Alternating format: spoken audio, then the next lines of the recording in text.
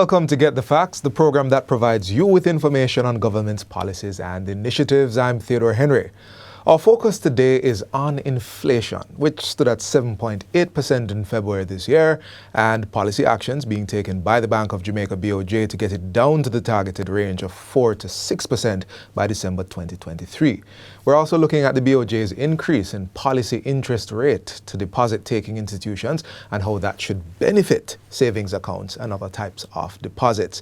In studio with me is Senior Deputy Governor of the Bank of Jamaica, Dr. Wayne Robinson. Welcome to the program, Dr. Robinson. Thanks, Theodore. Thanks for having me. All right, so let's get the facts. Let me start off.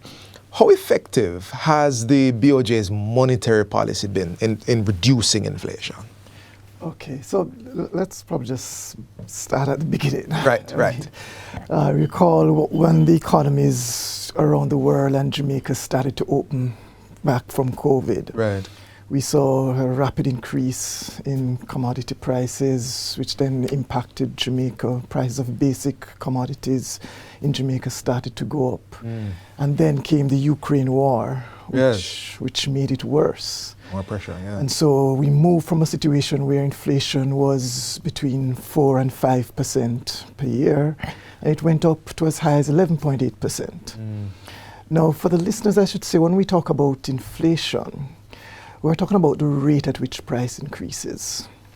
And we can think about it as how much it increased last week, or the rate in which it increased over last month, or even over last year.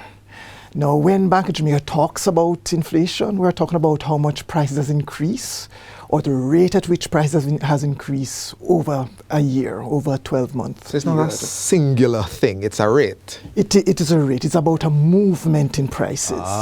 That's what's important. So in response to these developments, the bank employed a three-pronged strategy. First of all, we increase our policy rate. Right. That is the interest rate that we pay on deposits that commercial banks hold at the Bank of Jamaica. Okay. And this is meant to signal to the banks that we want interest rates in the economy on a whole to start going up. We also complemented it with two other actions. One, we tightened the amount of Jamaican dollar that was available in the banking system. Okay. And also, we were very aggressive in terms of our intervention in the foreign exchange market, in terms of the amount of foreign exchange that you will sell to the foreign exchange market. So these three actions had almost immediate impact on the exchange rate. You will recall, if you look back over the past year, that the exchange rate has been less volatile. In fact, it has been very stable over the past year. True. And what this has done is that it has tempered the impact of the increases in imported commodity prices on local prices in Jamaica. So that has been very effective. What we haven't seen as yet, in terms of to the degree that we'd want to see it, is the impact that these policies should have on credit, the amount of loans that are given in the economy by the banking system, and also on the level of savings in the economy. This is what we call in economics the credit channel. Right. Now, why this is important, in that the other area when tackling inflation, we not only have to focus on keeping the exchange rate stable, but we also have to try and constrain the amount of demand in the economy, or the amount of spending. Because the more demand you have in the economy with a limited supply, is the easier it is for prices to go up. Okay. Right. So the other channel we have to focus on is this credit channel, in an effort to contain demand in the economy. Now, this aspect of our policy impact takes time. It doesn't happen overnight. It doesn't happen as quickly as you'd see the impact on the foreign exchange market. How long we're talking about here? It varies. It depends on the state of the economy. It depends on the type of the economy. It depends on the type of the shock. It depends on the structure of the financial system. But what we can say, though, is that we have seen some amount of movements on the commercial bank side. And based on the latest information that we're getting out of the commercial banks, they have actually started to tighten credit conditions. That is, to make it a little bit more difficult and a little bit more expensive to borrow from commercial banks. No, I want to put something in here. You mentioned that the prices going up, essentially. And I would love to ask why the level of price increases are taking so long to be reduced to a manageable level.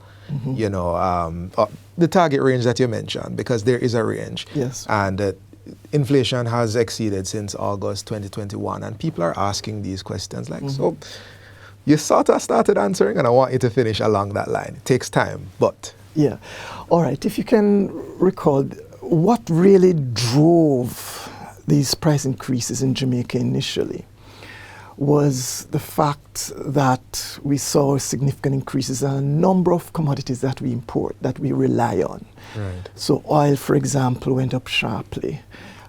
Grains went up, lumber, steel, even the cost of shipping. For much of the reasons that you said at the beginning. Right, those went up. Now, since about June last year in particular, we have seen a number of these commodity prices start to come off. They have not gone back to where they were. I mean, we have seen where, for example, steel and lumber, those have come off and gone back pretty much to where they were prior to the Ukraine invasion. But for the most part, most of these commodities are still above pre-COVID levels, but they're coming down. So what you'll find happening now is that importers, producers, manufacturers, distributors, retailers, they will still be carrying inventories that they would have bought at higher prices. So it takes time for these inventories to run off. So that's one of the reasons why it will take some time for you to see the prices coming down. The other important thing is that when you're in an environment of high inflation, when you're in an environment where prices are just going up, you find that price increases tend to feed on themselves. Yeah? So they push each other. Right. So what you find out, for example, is that you'll see increases in commodities or in services that have nothing to do with imported grains. That's interesting. But because I'm producing a service, and I'm facing this very same increase in inflation. Other portions of life. I also need to adjust my prices as well to account for the costs that I'm facing as well. We call this a second round effect. So you had the first shock from the commodity prices, then you have these second round effects. So it takes time for these effects to work through the economy. And depending on the state of demand, depending on how fast our policy actions work through the economy, then you'll then see that prices will gradually come down. But what I should point out, though, is that we are seeing some encouraging signs. You know, inflation peaked at around 11.8% last year, April. Right. Since then, it has been coming down. It fell to 9.4% in December. And as you mentioned, at the start of the program, as of February, it fell again to 7.8%. Right. So there are some encouraging signs, but we still have to keep a close eye on it because we're not yet out of the woods. And we remain a part of a global economy. And we're a part of a global economy. All right, Doc, we've been having a pretty good conversation so far, and there's quite a bit more that we want to touch. However, we're going to have to go to a short break right now, and we will continue our discussion after the break. So please, stay with us.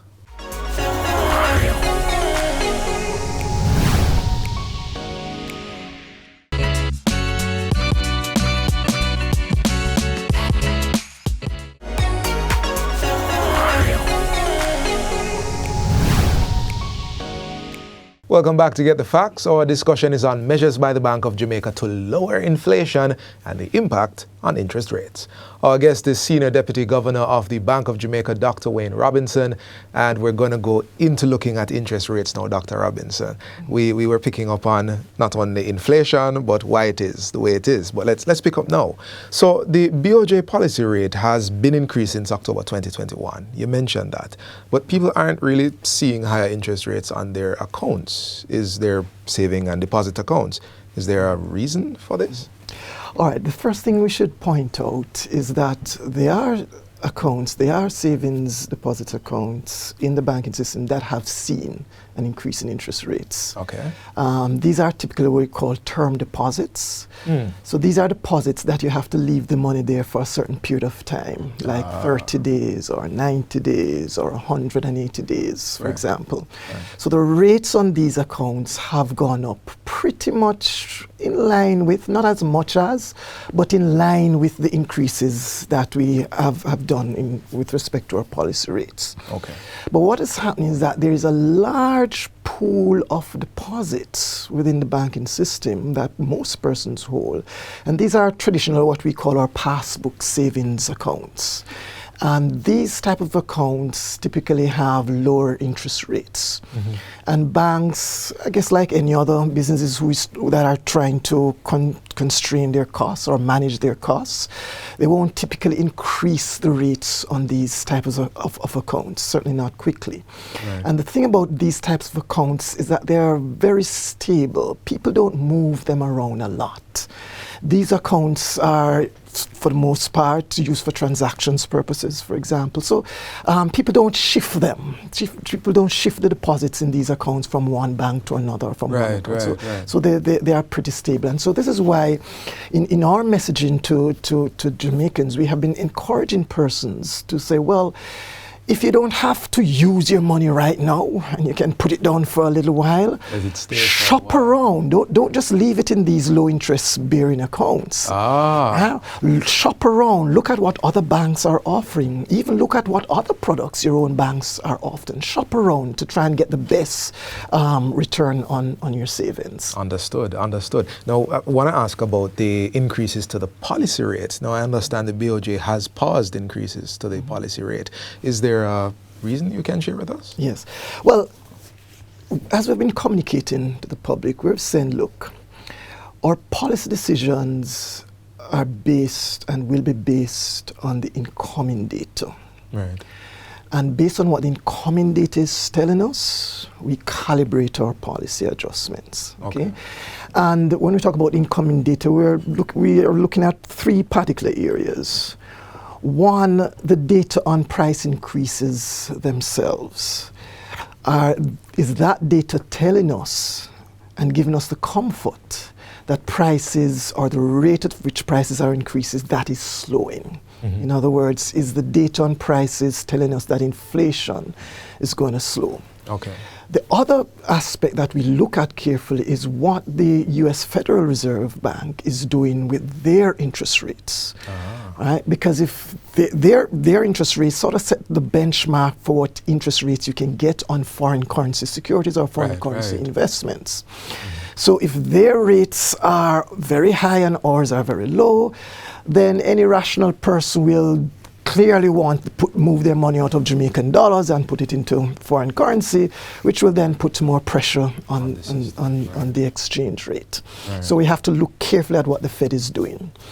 The other area of data that we pay careful attention to is what the banks themselves are doing in terms of their own interest rate, because it gives us a sense as to how effective our policy is, how our policy is transmitting through the system. And we talked about that earlier.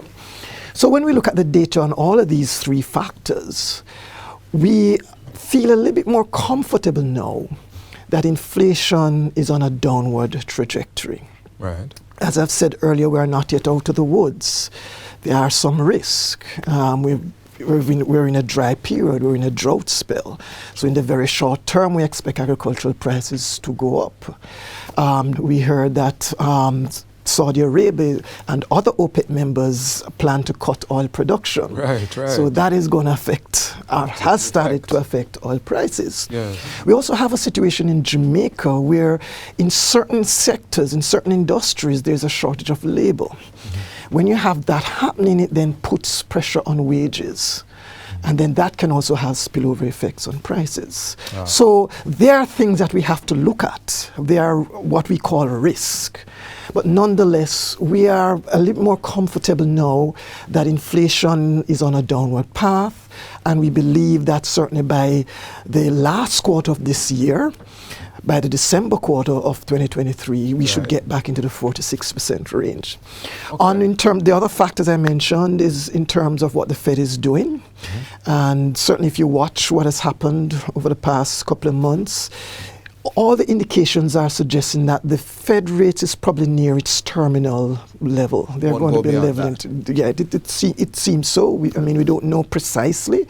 But what we do know and what we're pretty much confident is that they're not going to continue at the pace of increase that they have been doing. The last increase was just 25 basis points, where prior to that they were doing 50 basis points. So they are slowing down.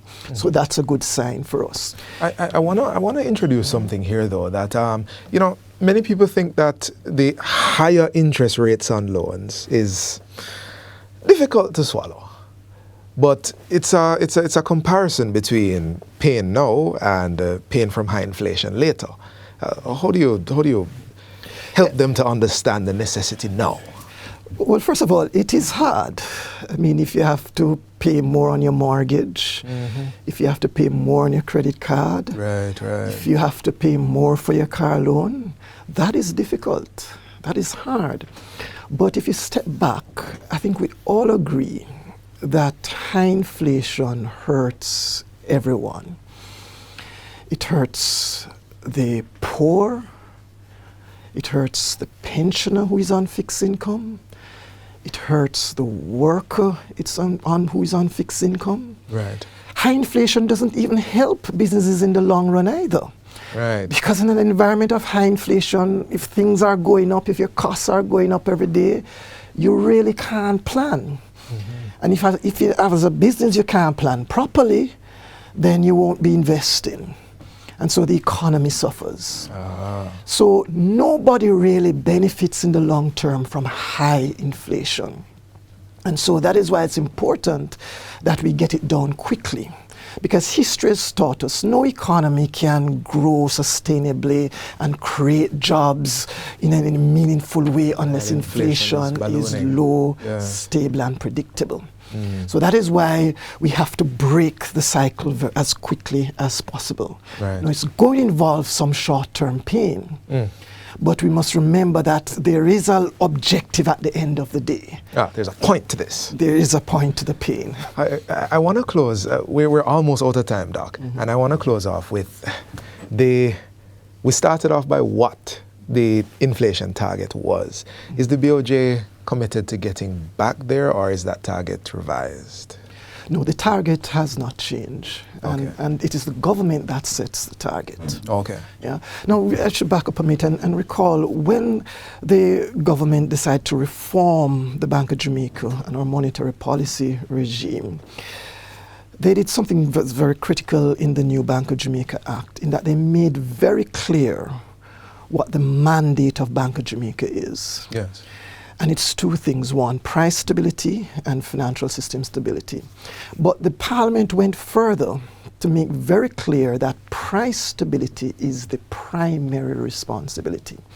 So that's our raison d'etre. And we have a large team of capable economists who are looking on this day in, day out. And they advise the bank's monetary policy committee that is responsible for setting monetary policy. And the mandate of the monetary policy committee is to achieve an inflation of 4 to 6% and try to keep it there. And that is what we're focused on. I know. I'm not trying to ask you to give me a time frame, but are you confident that this can perhaps be achieved by the end of this year? We are confident, and as the data comes in, we're a little bit more confident. As I indicated earlier, inflation is trending down, pretty much in line with our forecasts. Also, what's important as well is that, when you strip away the impact of these commodity prices, you take that out of the inflation basket, and then you look at what inflation that is left, which is really the underlying or trend inflation. Right. We call that core inflation in economics. That is also coming down. As of February, that's about 6.6%. So that's slightly above the 4 to 6% range. Right. So there are some positive signals. Commodity prices, they have been coming down. But as I indicated earlier, there are some risks that we have to be mindful of, that we have to pay attention to. And based on how these things evolve, the Bank of Jamaica and its Monetary Policy Committee will pivot or will adjust or recalibrate its monetary policy strategy. Thank you so much, Doc. I hope you'll allow me to just summarize that and say cautiously optimistic. Cautiously optimistic. You'd said it very well. I like that. Okay, good. Well, thank you for staying with us. That was a conversation that will and should have you thinking a great deal about our financial sector, what goes into the policy. And our guest was Senior Deputy Governor of the Bank of Jamaica, Dr. Wayne Robinson. He gave us a lot to think about and a lot to consider as we see the movements being taken in our economy and by our government. So, thank you for watching. And until next time, I'm Theodore Henry. Take good care.